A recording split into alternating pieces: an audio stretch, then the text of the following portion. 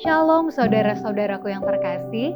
Aku berdoa semoga engkau baik-baik dan sehat-sehat saja dalam segala sesuatu, sama seperti jiwamu baik-baik saja. Marilah kita nikmati firman Tuhan melalui buku Membina Pola Makan dan Diet.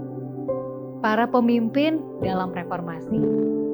Karena kita tidak membuat makanan daging sebagai tolak ukur, walaupun kita tidak mau memaksa siapapun untuk meninggalkannya, namun tugas kita ialah supaya tidak ada pendeta di daerah atau uni yang menentang atau menganggap sepele pekabaran reformasi dalam hal ini.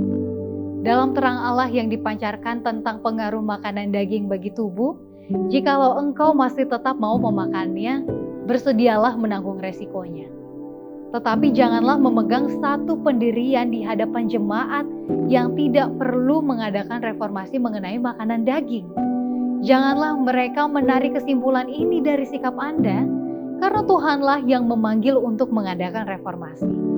Tuhan telah mempercayakan kepada kita pencanangan pekabaran reformasi kesehatan. Jikalau engkau tidak dapat melangkah maju bersama mereka yang sedang memberikan pekabaran ini, engkau tidak mencanangkannya.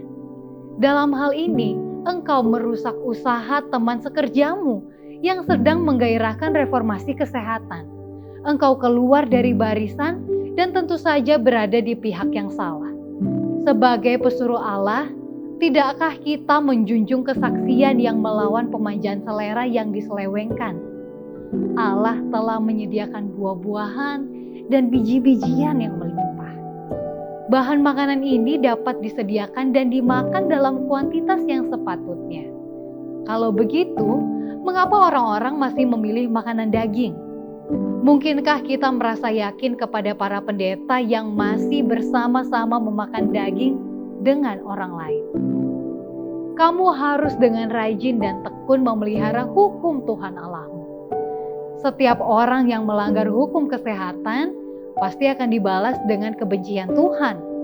Oh, betapa banyak kuasa Roh Kudus yang akan kita peroleh setiap hari sekiranya kita berjalan dengan bijaksana, menyangkal diri, dan menghidupkan kebajikan tabiat Kristus.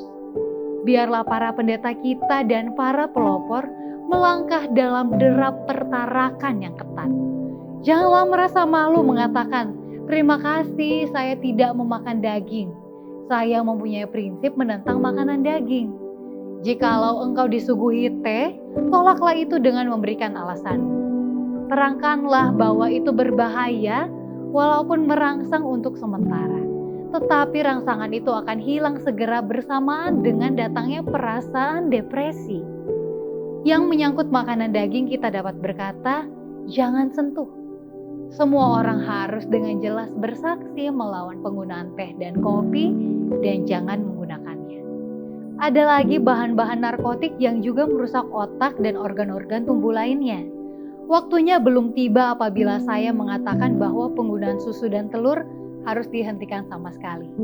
Janganlah mengkategorikan susu dan telur dengan makanan daging. Dalam beberapa jenis penyakit, penggunaan telur sangat menguntungkan. Biarlah umat Allah menyangkal setiap jenis selera yang mementingkan diri. Setiap rupiah yang digunakan untuk membeli teh, kopi, dan makanan daging itu berarti lebih buruk daripada dibuang, karena bahan-bahan ini menghalangi pengembangan kuasa fisik, mental, dan spiritual. Demikianlah renungan kita pada hari ini. Salam dari Departemen Kesehatan Uni Indonesia Kawasan Barat. Tuhan Yesus memberkati.